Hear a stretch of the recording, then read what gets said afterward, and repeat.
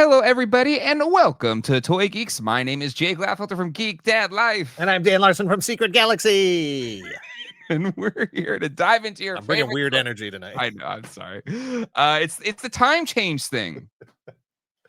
My body feels like it's 10:30. Oh God. I hate it. Are you a person that likes this time or the We flash need to forward just time? get rid of it. Just get rid of it. But Just what would you pick? Would you lock pick it in so that we have more daylight and then just leave it there. Okay, so like the spring forward what thing. it That's was. what you would lock in. Yeah. Just leave it there. I agree. But I have some friends like, no. I'd want to lock in the, earlier. Like who wants that? Who wants to be dark earlier and be depressed all the Nobody. time? What I know is I have two cats and they don't acknowledge the time change. So 5:30 a.m. breakfast is now 4:30 a.m. breakfast, and that's stupid.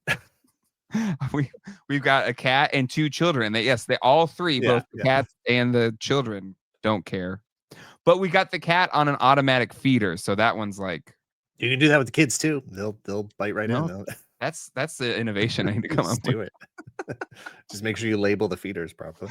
I mean, it's not. Yeah, I mean, just put cereal. I mean, cat food and cereal is not too dissimilar. Basically the same thing. Can make this work. All right, finish your intro.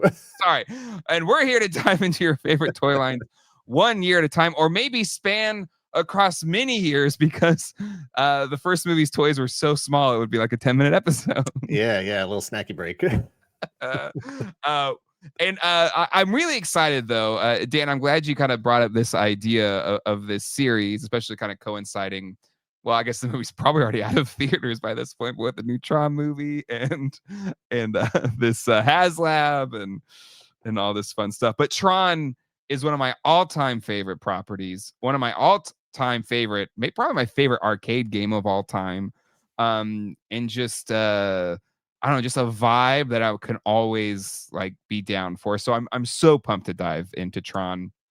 And so for the first time in Toy Geeks, I think it's not just 1 year. We are kind of covering basically most of, if not all of, the Tron first movie figures in episode 1. So 82 through 2025. And then next episode, we'll dive into Tron 2.0 and Tron Legacy. But yeah, I'm pumped. They're still both going to be short episodes. Yeah. Not much there to cover. Well, at least here we can talk about the movie, we can talk about the arcade game, and then I was a little late getting logging on here because I had all day. I've had all week to dig out my Tron toys, and was like 10 minutes ago. I was like, oh yeah, I should go get my Tron toys. And look, this is just an assessment of how Tron has been treated over the years, over the generations. Yes, I don't know where they are. I don't know where my figures are. I know I have them somewhere. And I was just like, I think they're in this bin. They're not on display. Like I managed to find a couple of things, but as I was reading down the list of stuff we'll be talking about tonight, I was like, oh yeah, I do have that. Oh yeah, I do. Where is that? I haven't seen that in years. The disrespect. Luckily, I still had a few of my pieces out that we'll cover today. I have the complete vintage series. And I've got a few of the diamonds. Like I have never owned I have owned the NECA Tomy reissues, but I've never owned those awesome Well, I mean, we'll talk. I don't get far ahead of ourselves with the Medicom figures, but yeah, Tron is just such a unique property that has never been all overly successful. The most successful thing Tron has ever done is the arcade game by like revenue generated or whatever, but it does have this very fervent, passionate fan base, even though it's never been that successful pop culturally or I don't know, from just a movie successful period. But it came out in 82. Dan, what is like Tron for you? Like what's the franchise mean to you? I am positive that I saw it in the theater, but I'm also positive that I was too young to remember it. I was born in 76. I was 6 years old. Okay. So Tron, just like the original Star Wars, is more of a phenomenon after the fact. And I think it was kept alive in my household based on two things. One, storybooks, having some of the storybooks in hand. And then two, just playing Tron. You know, like my Mhm. friends and I liked to play Tron because we had frisbees and we liked throwing them at each other. And you know, you hold them up, you block the frisbee and whatever. Yeah. And then the arcade games. You know, any arcade game that had that, like, you know, UV light, the black light effect, clothes start glowing when you approach it. Forget what the game was. I don't even care. Yeah. Just standing in that booth was an experience. Yes. But then, you know, it is like the perfect marketing synergy. You couldn't possibly plan it any better because it was a movie based on video games, and you got Yes. to play the actual video games that the Mhm. guys were being in the movie. And it was Yeah. such a just a perfect, like, synergy is really the perfect word for it. Yeah, Just, it is. and it sounds like a word that was invented for Tron World, right? Like synergy. It's You're like right. it's I just, think that was one of the later levels in the Tron arcade games. yeah. And I do just like the culture of, like, video games was at that point, for what it was, it's totally different than what it is now. Was just Mhm. because you had to be in the arcades, and everything that was in the arcade was better than what you could play at home. And Yes. so it was an event, it was a thing, it was a place you went to, and they were dark, and sometimes they were smoky, and there were Yeah. older kids and adults and stuff around. And, you know, like, it was Yeah. just like, you know, I don't know if it was last time when we were talking about this or 2 shows ago when we came up with the idea or whatever, but you had mentioned that, you know, your sort of review of the latest movie was that it was a Mhm. vibe, Yeah. and that just sort of fit in with the other 2 movies. Number 1 Exactly. had a vibe, number 2 had a vibe, number Mhm. 3's got a vibe. Is it a Mhm. great plot? No, but it's a cool vibe. Yep. Exactly. You That's know? all I want, really, out Yeah, of a yeah. Tron Well, and movie. that's, you know, when I think back to the original movie, it's like, well, what did I like about it? I'm just Yeah. like, what I really love about the original movie is just the sort of ambiance of the thing. Mhm. It really is just that vibe. The sound of the world, the look of Yes. the world, the feel of the world. It's empty, but there's stuff in it, and there's electronics. Some things are animated. It's just a cool world. You Mhm. know, but story wise, I don't know. Is it that strong? Like it, I all don't 3 think movies, Tron, Tron Legacy, Tron Ares. Who's the main character? Not Tron. nope. Like, Even you know? even more so, not to spoil Tron Ares, but I don't I don't I mean, I don't think he's in it at all. I know was it Bruce Boxleiter? Box Lightner, yeah. Box I know he's not in it. But I didn't know. I was kind of confused, and I didn't really read into it. But I was kind of confused, like, well, did Jared Leto's guy become Tron in the end? I don't know. But anyway, like, it's very, like, the fact that even casual, like, wait, Tron's like a specific character Mhm, in the mhm. movie. It's like, Yeah, yeah, he yeah. fights No, for I the think they user. definitely tried to move away and make Tron the brand. Yes, Like, if there had been a guy named Transformer, and then they were yes, like, "Well, no, we really want it to be about Transformers in general," and Transformer doesn't show up anymore, you know? yeah, yeah. It is like you have to dissociate yourself, because even then I'm just like, okay, but does he fight for the user, and that's why he's kind of Mm. the Tron, or do we even, like, do they even just drop? I mean, I guess Disney's dropping the whole thing apparently, but um, whatever. It is interesting. No, Tron's I picked Transformers to try to make a parallel. I should have picked GI Joe because the guy's name originally was GI Joe, and that was like yes, the guy. And then GI yes, Joe becomes sort of the team name, and then now it's just sort of the brand name. yeah, yeah, I didn't. There was a lot of hate for Legacy. I liked Legacy for what it was. It's just, yeah. I don't Say know. Like, my expectations are in the basement. I don't know. So you hit the first floor, and I'm like, pretty good. yes. For me, like, I don't, this is in my friend group. Like, we connected with it so much that, like, there was no, like, we didn't like it or whatever. Like, it just the Daft Punk soundtrack, like, it was just so good. It was perfect, kind of just working music. Just kind of put it on, just like, again, just vibe out to it, and then again, just we have a real IMAX theater here in Raleigh, and just seeing it in IMAX and just kind of being enveloped by it, was just something really cool. I mean, all 3 of those soundtracks, like, what? Like, just the original soundtrack is Yeah, amazing. The Daft yeah, Punk stuff is amazing. I've listened. I haven't seen the movie yet, but I've listened to the entire you know, Trent Reznor yeah. Nice soundtrack. Just yeah. amazing. And apparently, because they're Nine Inch Nails is touring right now. I've had a few friends see them in different cities. There's like a whole, like, Tron Ares portion of the concert where Nice. it's all the red lights and everything, and the red piping and everything, and Yeah. um, it's like, I was like, oh man, it's bummed that Daft Punk broke up and they're not going to do the next one. But I was like, Nine Inch Nails, Trent Reznor, like the Atticus Really Ross good. version. Yeah. Yeah, yeah, exactly. It's like, I'm fine with that. And then, yeah, it's so good. The soundtrack is so freaking good.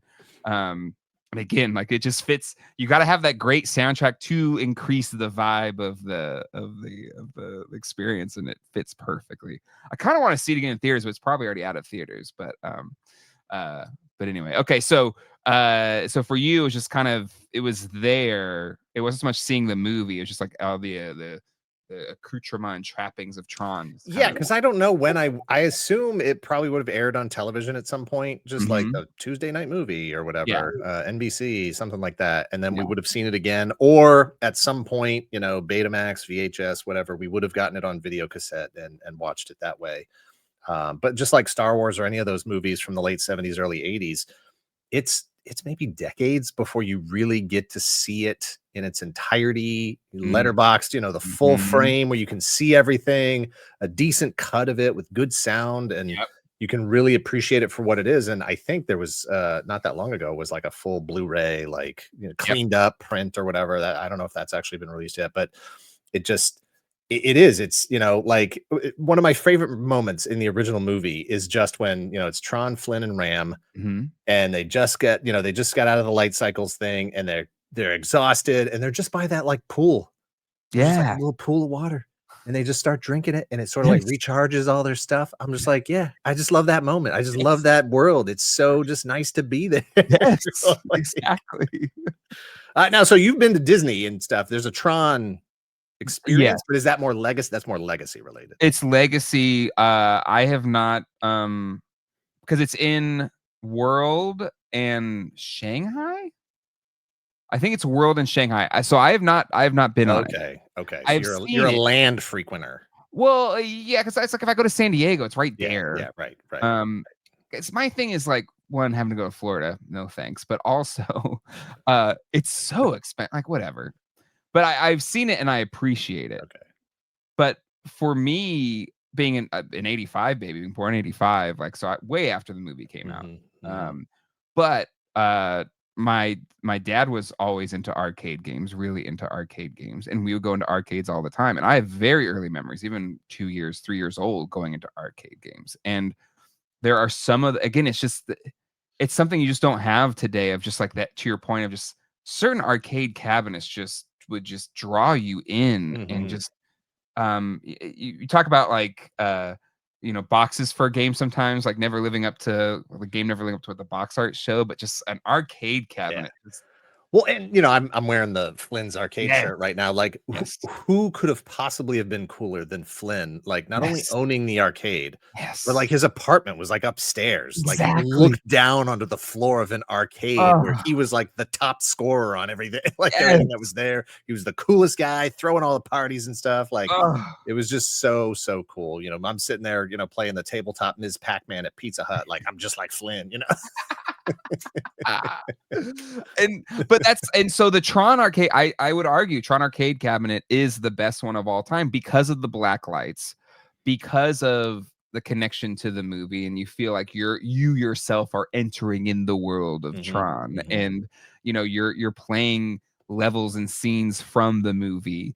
And a lot of people criticize it. It's a really hard game. It's like 4 mini games, and you kind of have to like go through them. But there's 2 Tron arcade games. There's that one, and then there's Deadly Discs or whatever it is. Discs of Tron, yeah.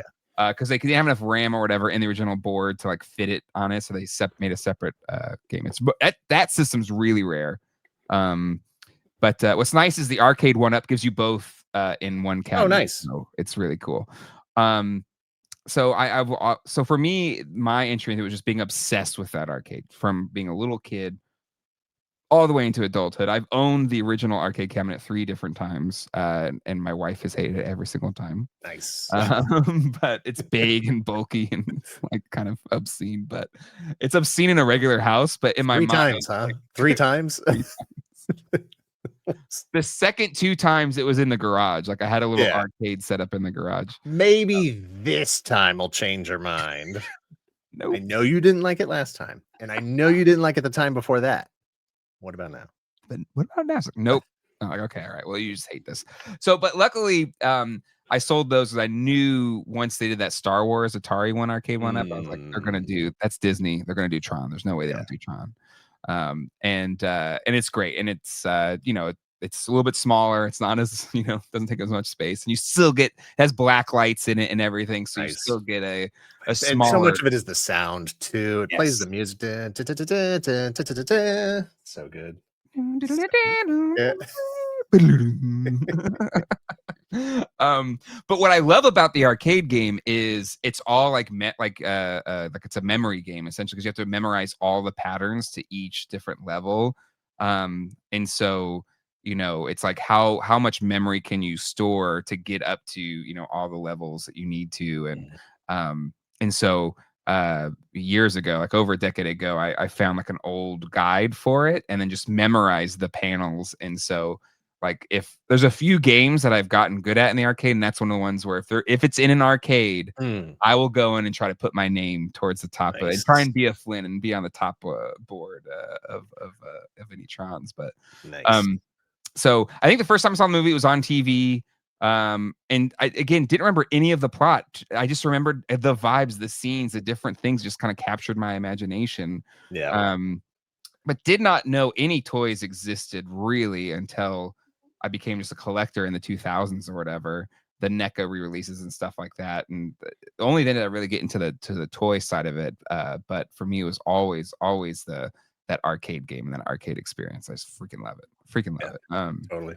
But eventually I did get the NECA re-releases, and then I sold those because I was like, these are just reproductions. I want the real thing. And then kind of went towards these Tomy figures. But anyway, I love Tron. I freaking love it. And excited to dive into it. Do you want to talk about the Haslab now, or you want to talk about the Haslab later? Should we do it in order like 82 to 2025? All right. Let's do that. All right. Okay. I don't know if that maybe there'll be a few more backers. Yeah. We get to it. I feel so bad. It's so Tron to not be a super successful Haslab. All right. Well, let's start with Takara Tomy, or Tomy as it was known in, and that's how you pronounce it, right? It's Tomy. Tomy. Yeah. No, Tomy. Okay. So I have all the figures here, but we'll pull up these images from the collector archive. At least look at the packaging. So what's your, I guess, thoughts on the Tomy figures? Do you dig them? Do you not like them? Like, what's your opinion? So I don't know how the timing actually worked out, and I did spend a couple of years in Japan, so I don't know really where my memories come from in that respect. I do remember seeing these on pegs. So if they were out in 82, that still feels a little bit young, but I definitely remember getting other toys and stuff. You said you have memories from 2-3 years old. I definitely have memories from 5-6 years old. So I do remember seeing these on the pegs at some point, and even then passing them over because they weren't that good. They were not as good as whatever else was on the shelves. Star Wars, Star Wars. 82 had early GI Joes as well. Like, yeah, so 81 I was in Japan, so these were junk compared to what I was getting. Like Microman figures were, Micronauts figures were in Japan, which already had GI Joe, 80s style articulation and interchangeable parts and stuff and modular. Like this was nothing. These were less. These weren't even as good as Star Wars figures. So that's the thing. Like, to me, the translucency goes a long way. Sure, I agree. Yep. But like functionally, they're not that great. The sculpts are so kind of, to your point, like if you've seen Primitive next to a Star Wars figure, that's a problem. And I think the packaging doesn't quite nail it for what Tron. No, I mean it's got some charm, but it does look a little, bootleggy. Yeah, and the gray, it's just like Tron's so bland. Yeah, very, very bland, very bland. But I'll switch to looking at because I have a complete Tron. I'll make myself bigger here. But yeah, so this is my vintage Tron, and I do have a vintage disc. He's the only one I do have a disc with. But yeah, again, they're just not that fun to play with. I think that's my big problem with No, all I've got here, I've got Sark and I have two of the Sentinel guy, whatever they're called. Sentry, I think they're called. Yeah. And I don't have any of the weapons. But yeah, I mean, they're basically just Star Wars figures or adventure people. You know, Star Wars Very was, adventure people. yeah, Yeah. very adventure people-y. And while I love translucent figures. I love translucent. I love glow in the dark. Even then, it was like, well, the figure shouldn't be translucent. Yes. Like, they're not translucent in the movie, Yep. you know. So it's always struck me as a little weird that this is how it got interpreted. Right? And it's kind of like but there's like this element of people that attach to this look as like a look they prefer. Because like Diamond Select did these translucent figures, Yeah, yeah, right? yeah, yeah. Um, but Tron specifically, anything that you dig about him more than maybe the other figures? Anything that like stands out to you Well, I is mean, he's Tron. It's you know, he's the as much as they all have like circuitry gobbledygook yeah, all over them, there are patterns and there is characteristics of each of their, you know, sort of unique tattoo, you know, circuitry all over their body. And he's always had that like T shape with the yeah, three he's got dots and the the one dot T. on his chest. And so like he's the guy. He's the guy from the poster. He's the hero. He's the one who communicates with the user. Like he's the guy. He's the one you build the franchise around. Unless you don't, you know, like whatever. I don't know. Bruce is like, it should have been me. It should have been him. He's right. So it is a cool figure for what it is, you know, and there is absolutely, looking back at it now, it has lots of retro charm. Sure. I know that I was there when they were on the shelves, and I know I walked by them and did not care. If you couldn't land 6-year-old Dan, then I don't know. With a translucent figure. With a yeah. And I mean, the worst thing about these figures, as you know, although yours look pretty good there, Yeah, these are in good shape. the paint lines just rub off Oh yeah. so easily. Like So easily. I've had a few different ones. This is like the nicest ones that I've kept over the years. But even still, like it's hard to keep them. And they also I've had some that like just fall apart like at the seams and then just all Oh, the geez. pieces just fall off. Yeah. So they're not particularly well made toys, but and then we can move on to Flynn here. Like I feel like Flynn has the most like with the blue translucent looks the most, I don't know, I don't even say movie accurate, but it kind of fits the kind of the look in the movie. Yeah, it's so weird because I never understood as a kid, like, why does he have the toga on? Why does he have the like, you know, why? And I assume that's to identify him as a user, to make him look different from Tron, so that people can look Sure. at him immediately and know there's something different about him. But it was just always weird to me as a kid. I never understood it. And I honestly, as a kid, I don't think I really could tell the three main characters, Tron, Flynn, Ram. I don't think I really could tell them apart as a kid. And if somebody had handed me that figure in your hand, I would have said, "Oh, this is Tron." Yes, that's fair. Because that's all I know. Right? It's like, oh, that's another Tron guy. He's the guy on the poster. He's the star of the movie. Yes. He's the one it's all about. I always thought maybe that little toga thing was because like there's a bit of like a Greek kind of Olympiad kind of feel Sure. to it. Yeah, I guess. Maybe. Yeah, But also like later on, it's like, oh, it's probably like just to cover up his crotch or whatever because those I tights. really think it was just to identify him differently. Probably Like right, he looks different. He brought a shirt with him as a user. You know? Yeah. But still, from a figure standpoint, it's essentially the same sculpt aside from like the torso, of the figure since he does have to have the toga. The blue is nice though, just from a plastic perspective. Oh, it's delicious. Yeah, no, it looks great. This is blueberry. Yeah, Ron is absolutely. grape. Yeah. Which is weird. Why? Why is he purple? Right? It doesn't make any sense. Like, come on. Um, And to my eye, I have terrible color acuity. Like they both look blue to me. One it looks like light blue and dark blue to me. If you had asked, I would have said blue. It's because I think it's also like you have the blending probably in like your like perception of the color, like with the light blue with the purple that kind of probably like evens it out or something. I don't know. But. Yeah. All right, so those are your two good guys, and then we've got the Sentry, wearing hockey pads. Love it. Tron's wearing a hockey helmet. Goes Ram. I mean Flynn. But yeah, what's your thoughts on this century? He's got kind of a different, vibe than the Yeah. I appreciate that they actually did put out a completely different sculpt. It's a pretty cool looking stormtrooper-y kind of guy. He's even got those two big, yeah. pucks on his face there, the vents. Mm-hmm. Um, and I I mean, talk about an easy collection to complete, like there's just not Yes. that Oh much yeah. there. Like No. you could even double up. You don't need to army build, but like two of these is fine. And Yes, I have two. I have one complete one and I of have each, another two one of that's these guys, good to go. yeah, Yeah. right. So I Yeah. do I mean, have it's, again, it has lots of charm to it. It is absolutely charming. I just, it is the hallmark of this franchise that even then it under delivered, you yeah. know?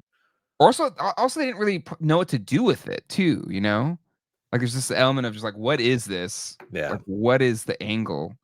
Um, yeah. And then Sark.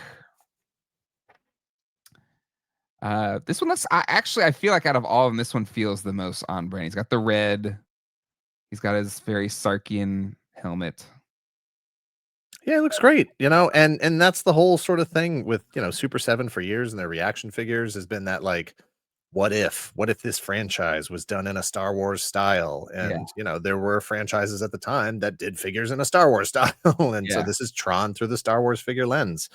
But and I don't know Tomy's story. At the time, you're not trying to get adult collectors. You're just trying to sell plastic tchotchkes to kids, yeah.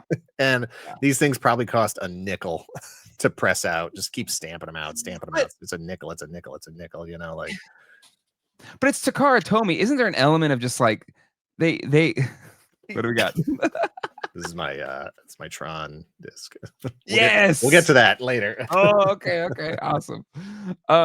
But it's Takara Tomy. Like it's like you have to your point of just like if you're in Japan, like this pales in comparison to probably every toy that's on the shelf. They're like, Yeah. you got good stuff over there. This is what you did they just think the American audience was like, these Americans, they'll take this. That's fine. I mean, Star Wars was huge. Like Yeah. they were selling those figures like gangbusters. Yeah. Like I don't blame them. I don't blame them for just copy pasting that. 82, like GI Joe isn't really out yet as far as like you don't know what it's going to Sure. be. And Micronauts, the whole Microman thing, those were Yeah. translucent figures. These are translucent figures, not that different, like Mhm. I think for what they are, they're fine. I just don't think as a movie it didn't stand out enough from everything else, Yeah. and just from an interesting thing on the shelf that a kid might pick up or ask for. 4 figures. That's it. We just did all the figures for Tron. Like, I mean, like, can you even name another toy line that like the first wave had less than 5 figures? Oh goodness, that's a great question. Like Since even Ninja Centurion's Turtles, one. right? Like wave 1 of the Ninja Turtles at least had Shredder, Splinter, and a Foot Soldier, Yep, right? So that's and 7. Bebop and Rocksteady. Is Were that they a wave 10 1? pack? Were they wave 1? Were they in the I first release? I have a We haven't done Turtles yet. I have a first release Mikey over here. Hold on. Oh, yeah, there we go. Hold on. This is a fan club Mikey, so it's the very first soft head Mikey. Nice. So yeah, these are for bad guys. You had Bebop, Rocksteady. Okay, so they were Shredder. all right. And so I'm again for an unproven no like 1988. 10 figures, yeah. Wait, how many Yeah. Centurions have? You had the 3 Oh, main no, that's a good call. I mean, at most 5, 5. because the 3 Ace, Jake, and Max, and then Doc Terror and Bad guys, Sluggo, right? whatever his name is, yeah. And then there's I don't know if the Terror drone. There was like the drone, the like robot one that also had 2 Yeah. pieces. So at max, 3 good guys, 3 bad guys. That's 6. God, yeah, it is light. The original. If you want to go Star Wars early bird kit, that was 4 figures. Okay. That's reaching. Yeah.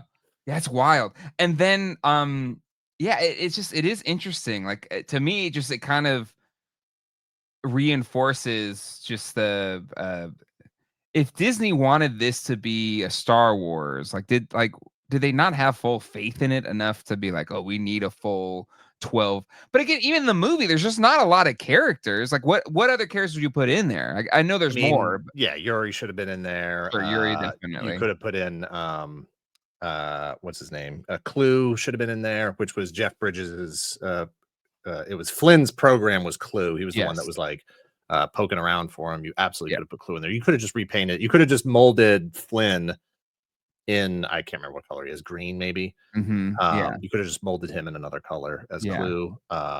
And then you could have, you could have just made up like 2 or 3 other sculpts that were just like other guys.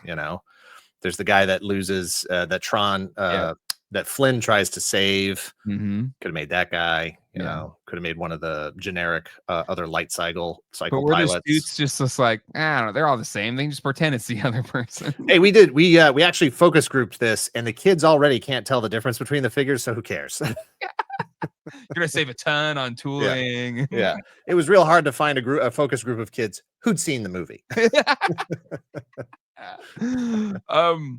All right, so those are your figures, and then we've got the light cycles. We had 2 light cycles. We had the red light cycle and the yellow light cycle.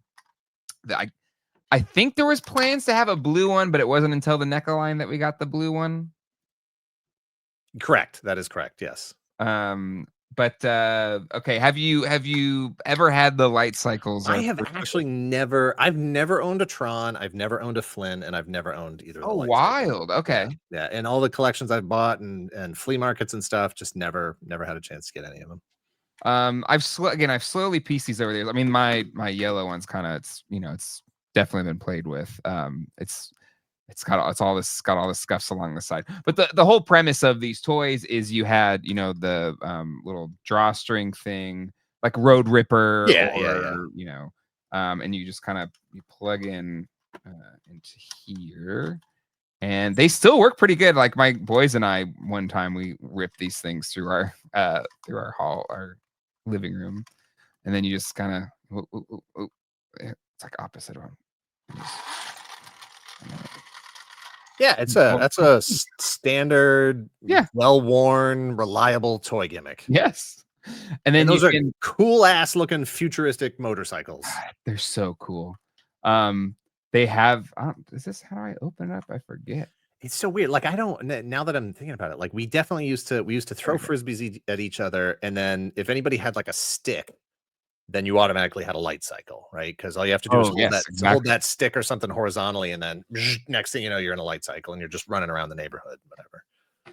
So then trying to remember where each other's light trails are. So you can put your little figure in there. Don't scrape the paint. I know. Whatever. It's in a video forever and for eternity. For eternity. And then anyways, you can put them in there if you wanted to. And that's it. That's it. That's it. Thanks, folks. Thanks for tuning in. Make sure to rate, review, subscribe. 32 minutes. But in terms of design, like they look like the movie light cycles. They're really good. Yeah. No, as far as like, again, it's that sort of retro charm, like, Tron through the lens of Star Wars, and they're simplified, but the design was already pretty simplified. Yeah, exactly. That even the ones that are in the Haslab don't look that much different than that. Agreed. Yeah. But like, should those have been translucent? Would that have helped? Are those windows translucent? They are. They are. They're very. It's like heavily tinted, but you can see like they're translucent. Yeah. I don't know. I feel like they could have. I feel like we'll talk about it when we get to the Haslab. Because I can't have real high expectations of like different materials usage back then. Yeah. But today you can. All right, let's move on. So that's it. Oh, sorry, that's it for the original toys, and there's nothing else. There's nothing else until NECA, early days NECA, old school NECA, trying to be McFarlane NECA, did Tomy reissues in 2001, celebrating the 20th anniversary.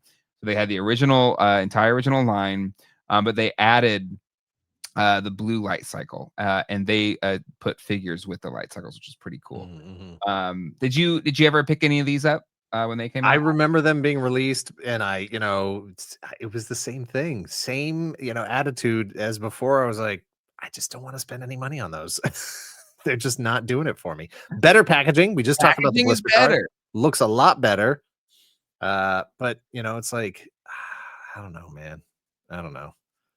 Because I don't know if we're gonna play the pricing game. I don't remember how much these cost, but at the time it was just more than I was willing to spend. Yeah, I'll have to look at her pricing. I don't know if we have it for each one.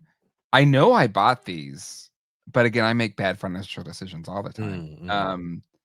But for me, I was just, especially in this era, this is what, 2001? One, yeah. Like that early 2000s re-releases of old figures move, I was just all in. Like, Yeah. even if I didn't really care about it, I was like, I want to support this idea. Just I love the idea of getting like fresh versions of the vintage figures. Yeah, I was the exact opposite where I was already going to like flea markets and yard sales and auctions and estate sales and all that kind of stuff, and buying stuff off eBay. So I was like, no, if I'm gonna get those, if I'm gonna spend money, I want to get the originals. And maybe just because like it wasn't until I moved here that collecting vintage was much easier. Collecting vintage in Southern California was like impossible in San Diego. I had the toughest time. I never found stuff. eBay was such a godsend because I was like, oh, I can finally like get things because nobody had good stuff in San Diego. Yeah. But then I moved to Raleigh. I was like, oh my God, these flea markets are treasure troves. They got everything. And that's when I could like sink my teeth into it. But this was like, oh, finally I can get accessories for figures that I long lost, like the little disc Tron, like the Tron disc. Like, oh wow, they have those or whatever. Yeah, it's something I wouldn't mind now. I've definitely changed my tone on those kinds of things, partially for dollar reasons, where repros tend to be way cheaper than getting good condition vintage ones now. Two, I don't want the responsibility of heralding that thing into the future and worrying about condition. If I can buy a $20 reaction figure that looks just like the vintage one, I'd rather buy that and not have to worry about scraping the paint, and it doesn't have 40 years of discoloration or fading or any of that stuff. Oh no, I lost the disc. Oh well, it's $20. Who cares? I've definitely changed my tune on that for sure. Flynn looks good. I mean, it's just the same figure. It's the exact same figures. And kudos to them for, I don't know what the process was there. I don't know if they had to recreate them. I doubt the original molds were still available. Yeah, I'm curious. Like, but I'm looking at the vintage ones. They're like, like the paint for the lines is a little bit so much sharper. Yeah.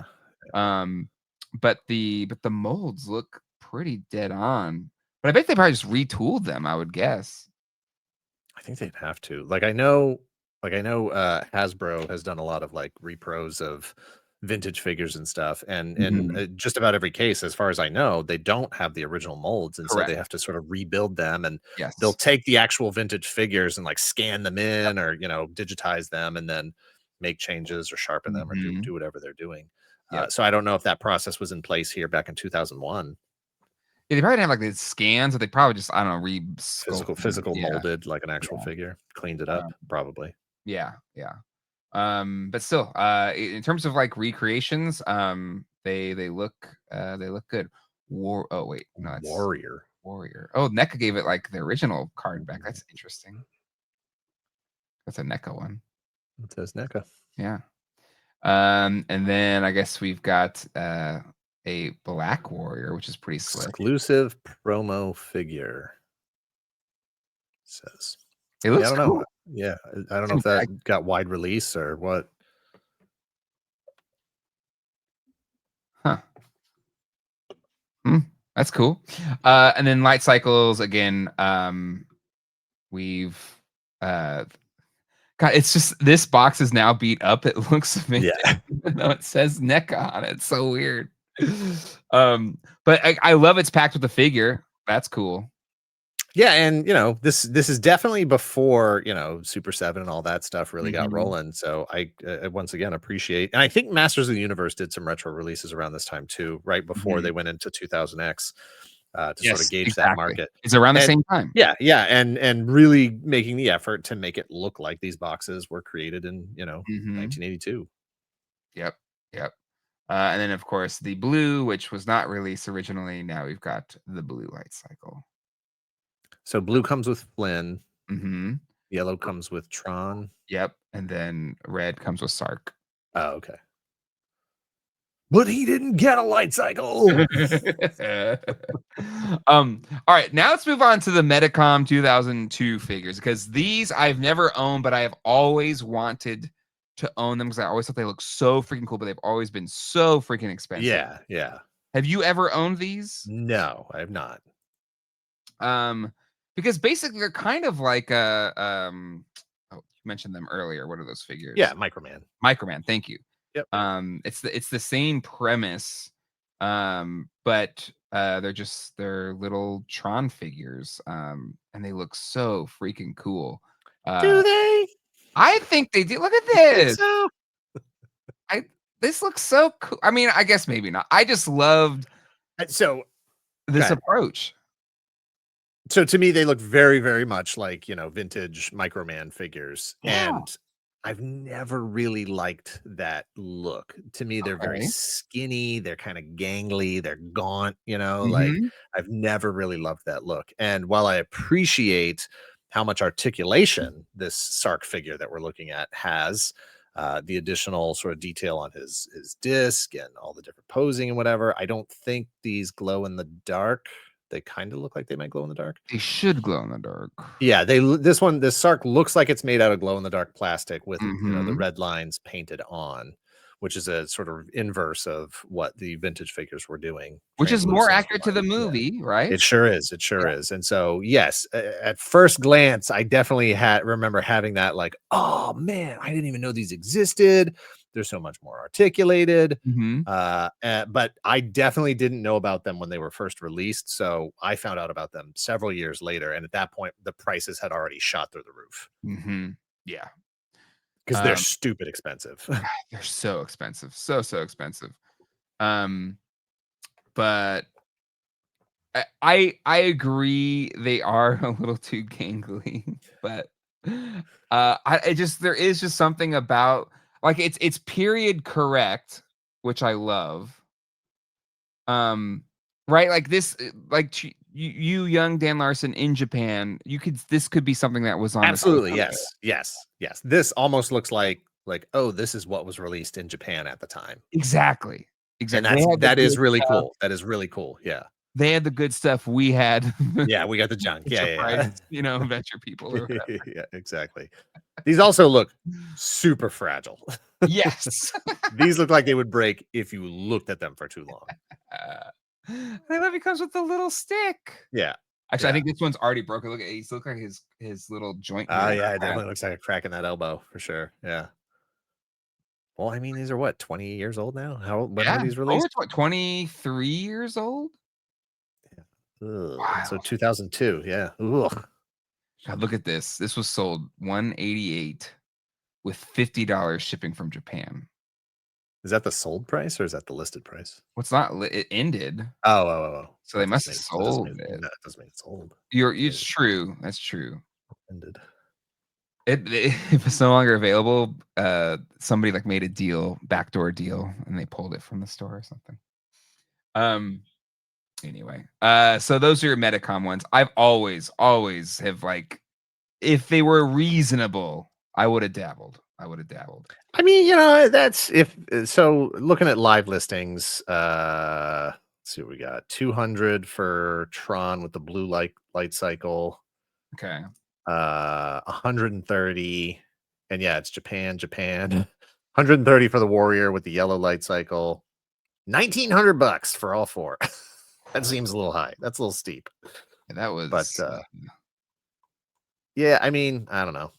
I think that's about what the prices were when I first discovered them, and at the time I was like, that is way too high. Now I'm like, if I really wanted them, Force. We got sold for all four.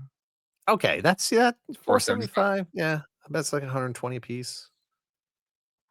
Relatively reasonable. I mean, those are in package. Yeah. Yeah, that's not bad. Not for me. I'm not gonna pay that much. I don't. Like if I went to John's shop and he got these in, because he would get something like this in his shop, I'd be like, well, maybe hold that one for I me. wonder if this is where they were doing their Haslab research. Maybe. Look at these prices. Look at what people are paying for these. It's That's true. not supposed to be an impression of Steve. Steve's a good guy. It was perfect. It was dead on. Yeah. You really went method with that one. No, it's a good point. I know they do that. I know that and I guess I'll say that for the Hassel, but I do know that they look at like secondary market prices for like Yeah, vintage sure, things, sure. and Yeah. they'll use that in their calculus of like what something will charge for, but doesn't always work out because how many Yeah. people actually own these? Yeah. Not 10,000. No. All right, and then yeah, the Kubrick sets. I guess it's not loading. Oh, whatever. There were some in those eBay listings. Though. Yeah, there were. The Bear Brick. And That stuff. isn't Bear Brick weird? I don't get it. And look, I had a it's friend that obviously was collect really whatever you want to collect. yeah. Don't let me No yucking, yuck your yum, all that stuff. Whatever. Like, you do whatever you want, whatever makes you happy, as long as nobody's getting hurt and you're staying in your budget. Yeah. I don't want it. It doesn't make any sense to me. I had a buddy that was super into these and had all the different kinds, and he still does. Actually, he was in San Diego. I was at his house, and he still had his Bear Bricks, set up on his shelf. I was like, yeah, you're the only person I know that was really into these things. And then you had the Kubrick, which is kind of a little mini mates ish. yes, Yeah. And I have a bunch of mini mates. I thought it was a fun, figure style. I was all in on mini mates because it was like they were doing licenses. It just didn't have a lot of representation. So you could very easily, they were all in the same format, so you could cross them over, And the foot pegs still fit with like Legos, so you could like make little Lego displays for them and stuff, which was cool. Right. Yeah, it's good. They're cute. That's a cute little frowny Sark. So that's fun. That's fun. And then we get to move on to Diamond Select. So we jump from we got 2002. Jumping in here to 2019. And first it was these crossover Kingdom Hearts figures. So you had do you ever play Kingdom Hearts? I tried playing it once. Okay. And I want to say it's because Tron was involved with it. Because I wanted to get into Tron World. Yes. But I gotta get there. I gotta play Goofy into Tron. And I've played Final Fantasy VII. I played Final Fantasy VIII. I played Final Fantasy IX. I played Final Fantasy X. I think I stopped there. But I just couldn't get into Kingdom Hearts. I just did nothing for me. I never my sister, my not middle sister, she was obsessed with it. So like I would watch her play sometimes, but I never did play. I always like the idea though. I like the idea of this adventure through the Disney universe or whatever. It always seemed kind of cool. But these were the first ones for Diamond Select. So you had a Goofy and Tron. And just I know Diamond Select is gone now, but their packaging is so obscenely large. I cannot believe they've never changed it. Right? Like that packaging has been around since I don't know what, the early 2000s. Yes. And they never changed it. Just that's it. We're not doing anything else. So much packaging. It takes up so much space too. So you had Tron and Goofy. And then you had Sora and Sark, pretty decent Sark. But yeah, I mean, they changed. It's pretty much the same figure once they did the re-release. So I have a couple of them here. And so then you had proper Tron figures. So I think I have somewhere. I have that Tron. I don't know if I have that Sark. Okay. The ones that came with the Kingdom Hearts figures, because these are not the same figures. Okay, so these are different. These are bigger. They're completely retooled figures. These are completely different figures. Okay. Oh, I guess so. You're right. They are completely different. Yeah, they have more articulation, and the sculpts are totally different. These are better. They're definitely better. Well, like, what's your Diamond Select thoughts? Because I So think that. Go ahead, please. Yeah. number one, right off the top, everybody knows they don't scale with anything else. Nope. They're too big. They're Massive. 7-inch action figures. I guess now they would scale with McFarlane. Sure. But that's not what I want. And I don't need them. It's fine. As far as I'm concerned, Tron is its own thing. It exists in its own world. So I'm Sure. fine if they're their own format, their own scale. I don't need them to actually. I just 6 inch is nice because 98% of the rest of my toy collection is 98 is Exactly. 6-inch scale. These figures look fantastic. I remember being so excited when they came out. I saw them for the first time at Toy Fair in 2019, I think. Mm-hmm. And they were really great. And I talked to Zach Oat at Diamond about them. I talked to the sculptor and all the other stuff, and they're really cool. They look on screen accurate, like the gray tones of the bodysuits with the brightly colored, painted lines and stuff. Yeah. But posability is always an issue with Diamond Select. For all the articulation they have, for all the joints they have, they are not actually very posable. Exactly.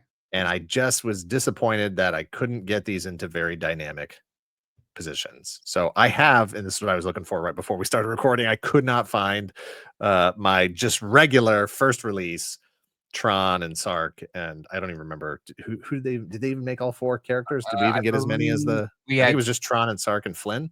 Tron, Sark, and Flynn. That was it. Oh, and then Flynn in Infiltrator. alternate colors because when he went red. Yeah. Okay.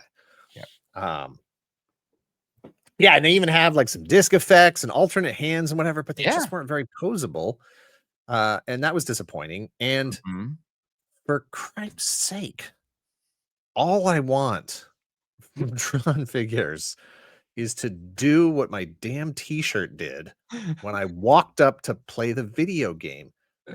Just light up. When I don't want internal light up. I don't like that. Legacy, we'll talk about that next time. Legacy did a lot with the push the button and the thing lights up from the inside. I don't want that. I want black light reactivity, UV light bulb reactivity. Sark works, these regular versions. Sark works. Tron and Flynn do not. Nope, not at all. And it is so disappointing. I don't know why you would even acquire the Tron license. We're foreshadowing right now. I don't even know why you would acquire the Tron license and attempt to make action figures. I'm pointing aggressively at the camera in 2025 without making those lines blacklight reactive. Why would you do that? I made you beg too late. You were getting into it. I was like, well, I wanted to focus on We'll be coming back to this soon. Very soon. No, I completely agree. It wasn't until, and I talked about it, I think last week, I remember we were talking about, I have the Comic-Con exclusive, like the VHS cover style.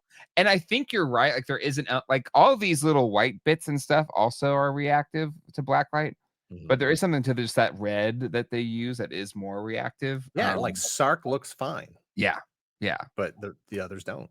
And I mean, I can, you shine a bulb at my entire wall here and stuff that's not meant to be like, it's not supposed to have the gimmick of blacklight reactivity or glow or anything like that. But certain paints and certain colors just do. Yep. And I'm just like, I can't. There's not a blue that does that.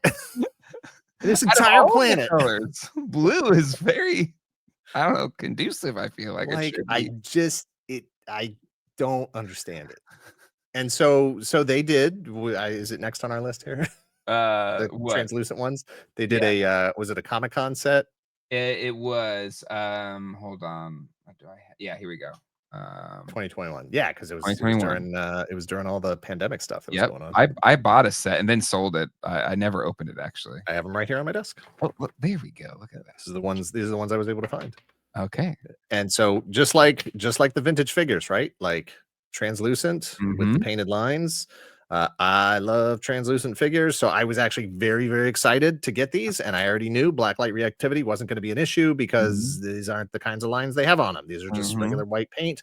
But that's okay because I was excited because they did have that sort of vintage flavor, and they, even color wise, were sort of in the right colors and stuff. And so that was a very, very cool, very neat homage. But again, it doesn't solve the actual problems with like, oh, he's got a torso cut. That does nothing. Right. You're right. It's just like, he can do this. He can kind of, and actually, because of Flynn and his robe, he can't even really move his arm up. Yeah, like this is a 7-inch action figure that can only look left and right. What? What are you doing? I don't.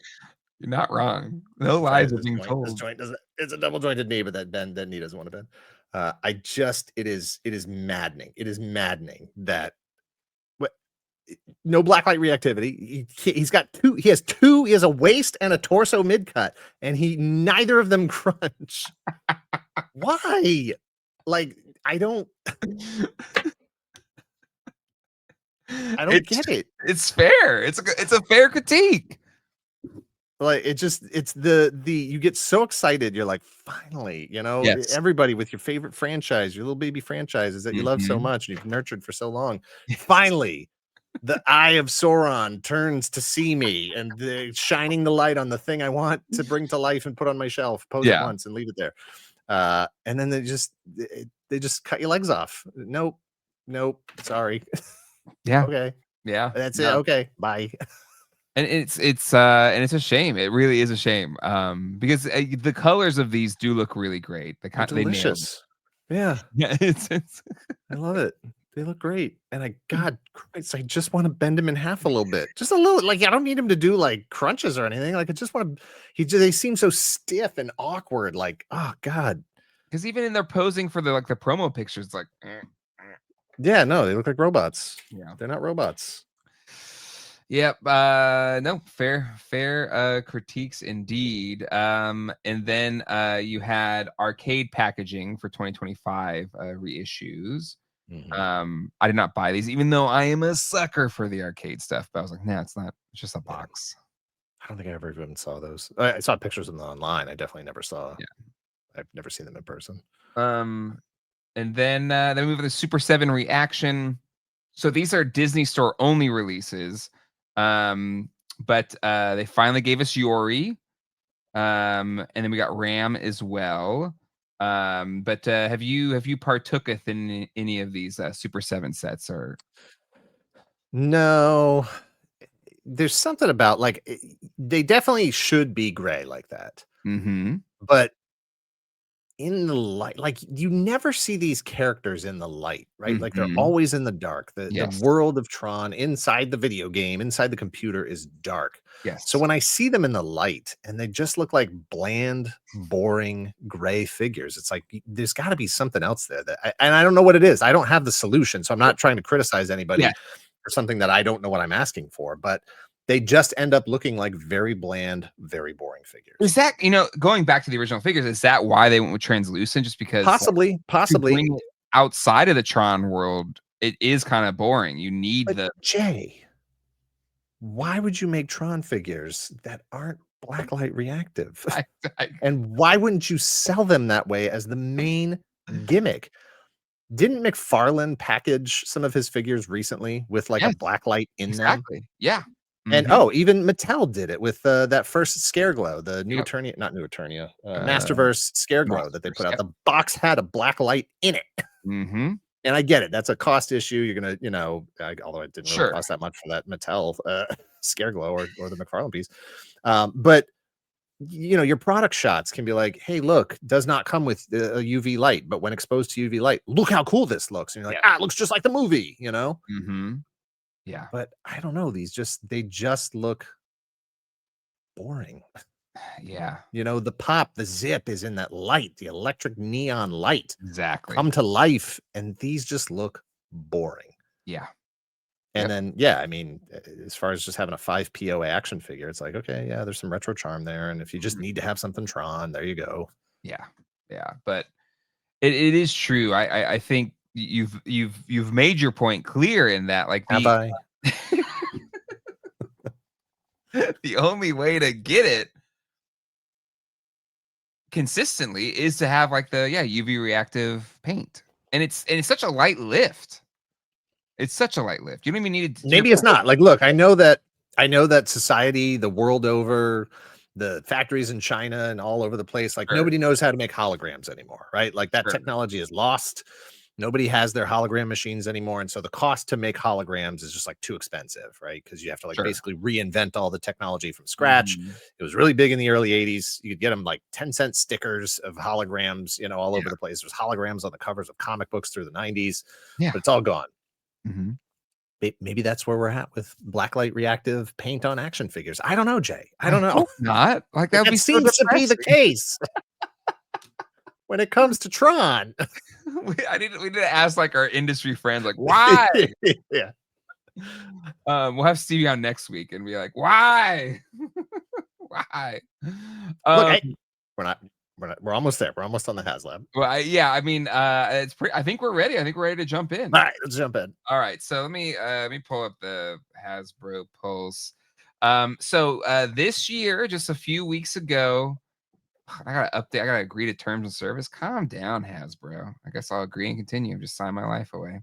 That it was announced at New York Comic Con that Hasbro was starting this new 375 program, and to kick it off, they were going to give us a Tron Heroes of the Grid 3.75-inch collector set that would include 2 light cycles, a light up display, 5 figures for all.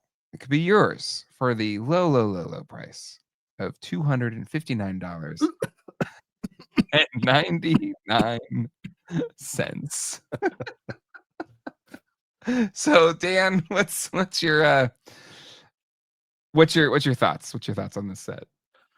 Look, the figures look amazing. And I think the pictures we're actually looking at on screen here, which are actually on the Haslab itself, I think those are the digital renders, but the physical figures exist. I was at New York Comic Con a few weeks ago and I saw them in person. I took all my own photos and they really, really, really do look amazing. The likenesses look fantastic. They are superposable.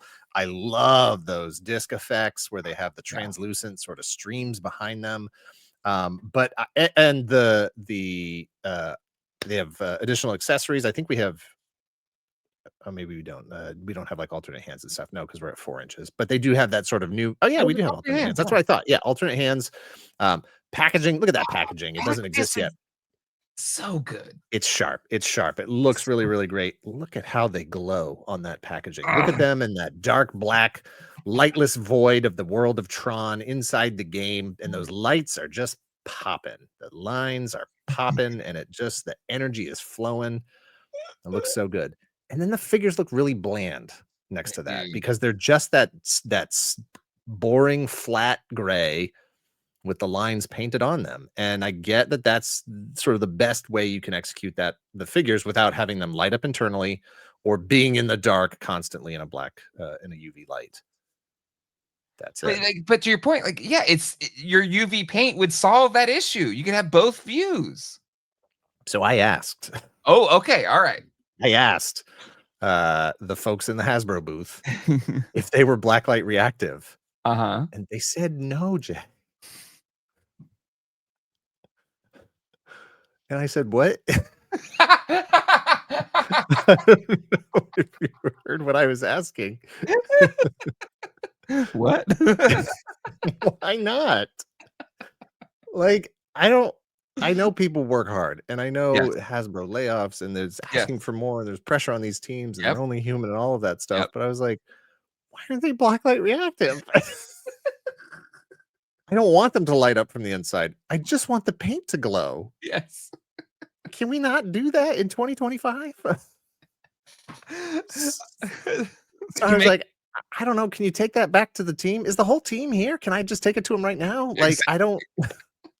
I'm sure Stevie was Stevie there? Was he in I don't think he was at the booth. No, I didn't get a chance to talk to him directly. I think I talked to Chris, who's also on the Star Wars team. Yep. And who else did I talk to? Specifically. Oh, I think I talked to Brandon, who's also on the Star Wars team.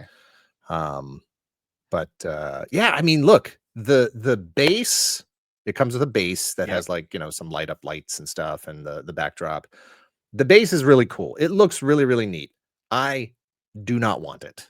I have no place for it in my collection. That is not how I display my figures. I have no interest in it whatsoever. And it really just feels like a thing that's there. And I hate to phrase it this way, to get the price up, right? Like, but that's what it feels like.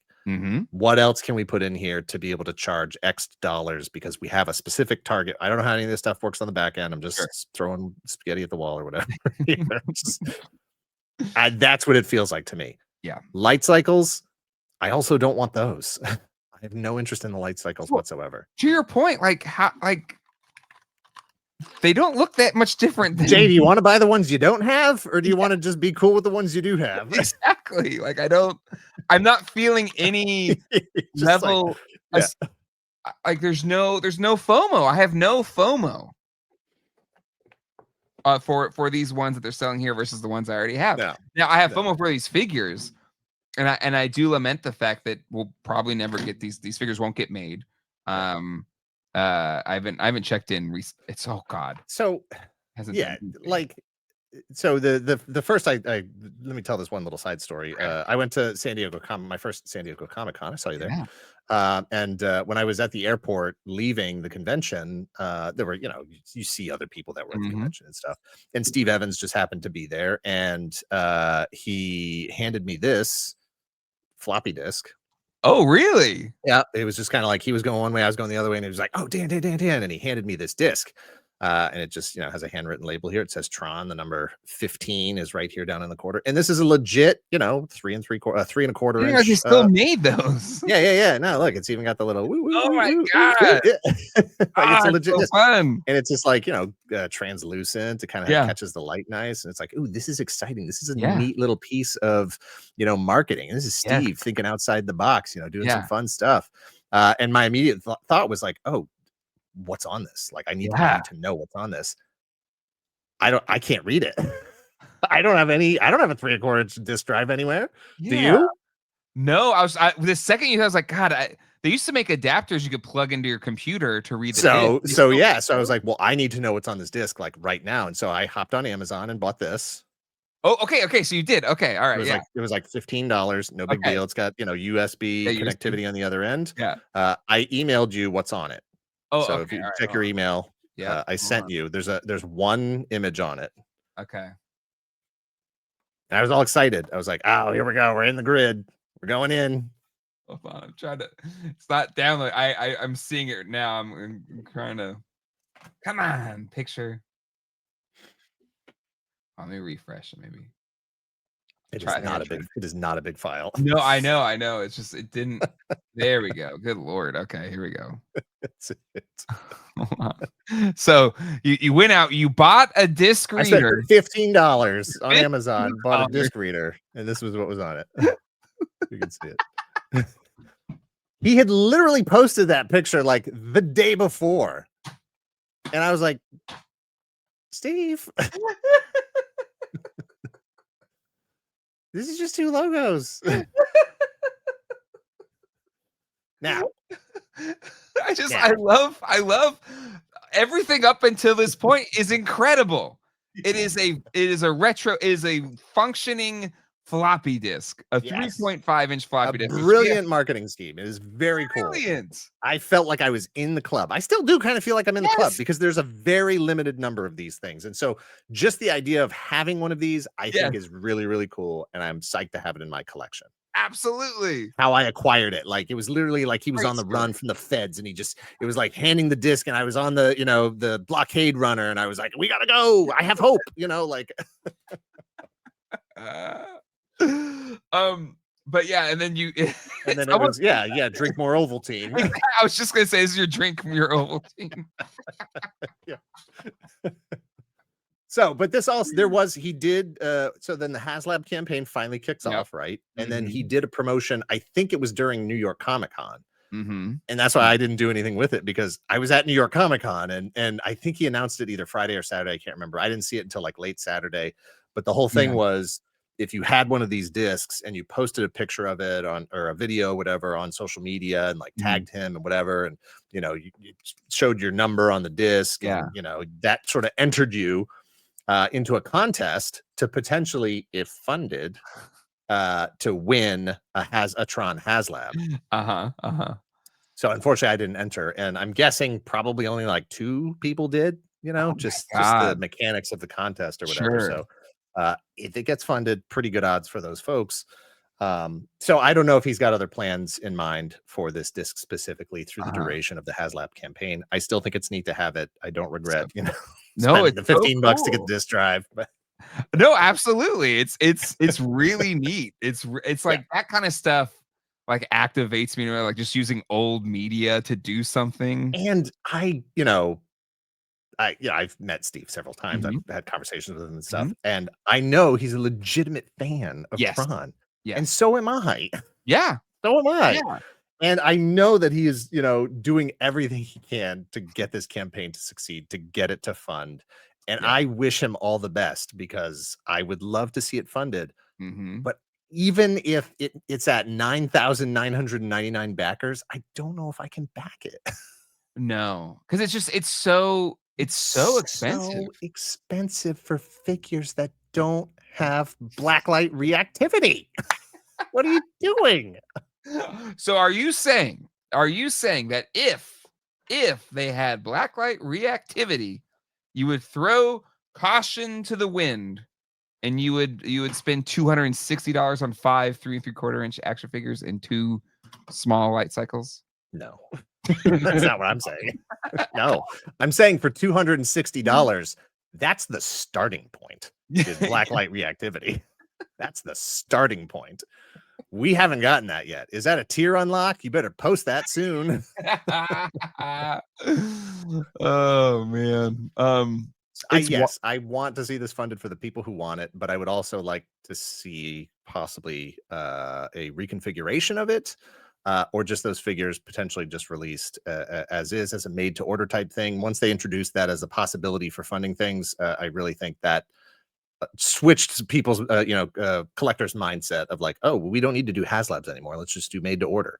exactly. um the other sort of kick in the pants on this Haslab thing, Mhm. before we talk about Mr. Brian Brink's chart here, at the same time they announced 6-inch legacy figures, Yes. Yes. and it's like, could we swap those two? Could we Exactly. do 6-inch Exactly. Tron movie figures and throw the legacy stuff in the HasLab? Yep. Because I think it's the same fan base. And Yeah. if polled, I would probably rather start at the beginning and then get to Correct. legacy after that. Correct. Absolutely, and especially because we haven't like you have diamonds like these aren't highly posable figures and like to bring what they're showing here with 3 3/4 inch, like if they had the 6-inch scale, like what they could do with it, Oh man. including the reactive paint, like they could be epic, Think of how epic much figures. think of how much thicker the lines are at 6-inch and how much more they'll glow.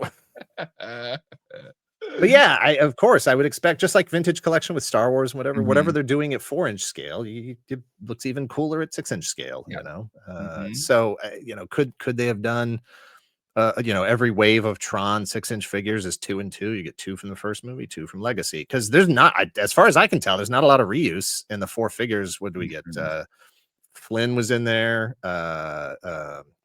Flynn, Clue, Sam, Sam, um, Sora. Is that Sora. her name? Is that her name? Cora. Cora, that's it. Cora.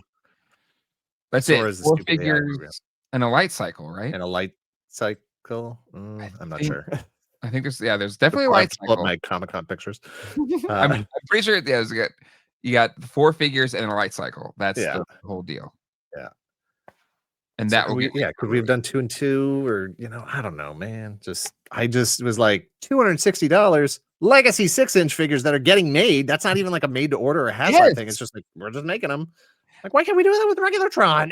I agree, 'cause then there's like I feel like Legacy's even more niche than regular Tron. I feel like Tron has a wide. I mean, you're right, they're probably about the same audience, but I just feel like I think Tron it's has a the wider, yeah. like I think it's the exact same audience. I really yeah. don't think there's a kid audience that is looking at Ares right now going like, "Oh, I remember Legacy when I was younger. It was such a good movie. I loved it," Well, like, it's like 15 years ago, yeah. that movie, which is wild, um, that it took that long, like, they're wondering, like, "Oh, why does nobody show?" Like, "Well, 'cause it took you 15 years for a sequel to a movie that was a sequel 25 And years." we didn't talk about the video game Tron 2.0.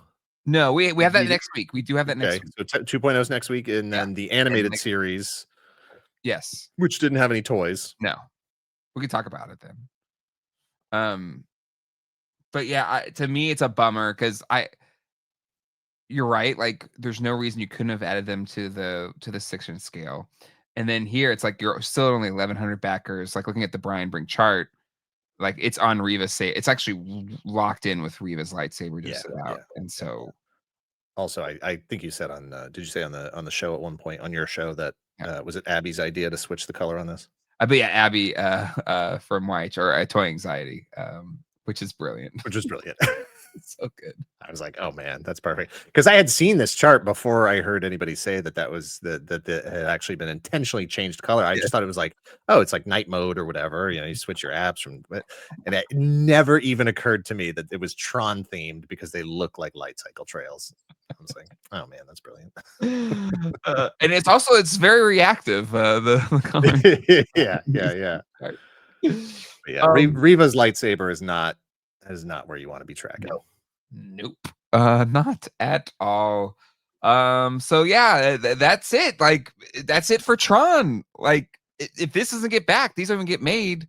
And I'm sure somebody will try to do something again with Tron in the future, but you know, kind of just a lot of half-hearted starts and not perfectly executed, or not even like greatly executed figures, and yeah, which is a shame because it's such a the iconography is so good. It's a shame nobody has like crushed it with this franchise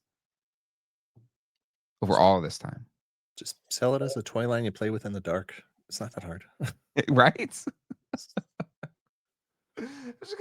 Just glow in the dark. There's nothing cooler. Like, I mean, that's one of the coolest things about like anytime like my youngest son Alex, who's like this retro kid at heart, he dressed up as a Game Boy for Halloween. That was what he wanted to be, was a vintage Game Boy. He's also obsessed with like light reactive black light stuff. So he has 2 black light bars and he gets this paint and he like paints different things so that's reactive under the black lights and stuff like that. He's like obsessed with it. So like it crosses generations and it could make it so much more appealing. Like if you had a black light on right now, if we both had black lights on right now and just turn off your main lights, like your whole shelf would just be glowing. Yes. Cool, just neon, just awesome color stuff. So would mine. Unless you had Tron figures, they wouldn't be glowing at all. That's I think a good place to bring this episode to a close. But let's check out prices. Let's see what we got for prices on these. Hold on. We got Tron 82 prices. Okay. Original Tomy figures. What do you think those went for in 1982? They can't be more than like $3. You're dead on. $2.99. Right. Yeah. Okay. How about the lights? Yeah, because then clearance, like they would have been like $5 for $1. Exactly. Like, just give them away. How about the light cycles? $8. Yeah, $8.50. So yeah, okay, cool. 10 felt too high. It really is. Like they're so little pieces of plastic. Okay. You asked like the NECA reissues were too much or whatever. Any guesses on what those prices were in 2001? 15. No, $6.99. Really? Yeah. Maybe it wasn't a price issue then. Maybe it was just like I said, like at that, I was just one. I'll take the vintage over the reissue. Light cycles from that NECA line. $10. If the figures were 6, I would say 12. Let's say 12. $24.99, but they did add a figure to it. It was like a figure. Okay, so it's $6 for that, 18 for the light cycle, basically. Yeah. Oof. Great. Diamond Select figures. Those were like $20 or something. Yeah, $19.99. Yeah. And Super 7, oh god, Super 7 figures. How much is it? $25. $24.99. Do you have the Medicom prices there by any chance? No, not the bear bricks or anything, just the actual. Yeah, those regular ones. No, I've got everything but that. So that must have been hard for her to find. Yeah. Price. Did they even exist on shelves? Like I feel like I just found them. I don't know. Yeah, like I said, I didn't even know they existed until several years after they had been long gone. So I wonder if that was just an online retailer exclusive thing. Was it was it only in Japan and then kind of imported? That's probably the case. Yeah. It was probably just a Japan thing. But anywho, all right. Well, that is Tron, the original film, and all of its toys from 82 to 2025. Dan, what's your final thoughts on old Tron toys? I still love Tron. I love the movie. I liked Legacy. I haven't seen Ares yet. I will see it at some point. And you know, the Tron Legacy soundtrack, we'll talk more about this next time, has been like my writing soundtrack. Like I just want to put on some music, no lyrics, just have it play in the background. That has been like my writing soundtrack playlist for years, years and years and years and years and years. I love the look, I love the feel, I love the idea behind the films. I didn't even mind the idea, you know, that they introduced at the end of Legacy of those characters coming into the real world. I'm fine with that. That to me was sort of the circular kind of thing. We went in, it's plausible that they can come out. Cool. Let's see where that goes. That's what Ares does. I assume. Yeah. Continues. Yeah. That. But just, you know, from a toy standpoint, you know, it's just it's always almost so close. There's something that's just always lacking, and this feels like they might actually be just about 95% of what I would want out of action figures. But price and, you know, no glowing lines, just not going to be there. And so does that mean nobody's ever going to produce good Tron figures? That might be the case.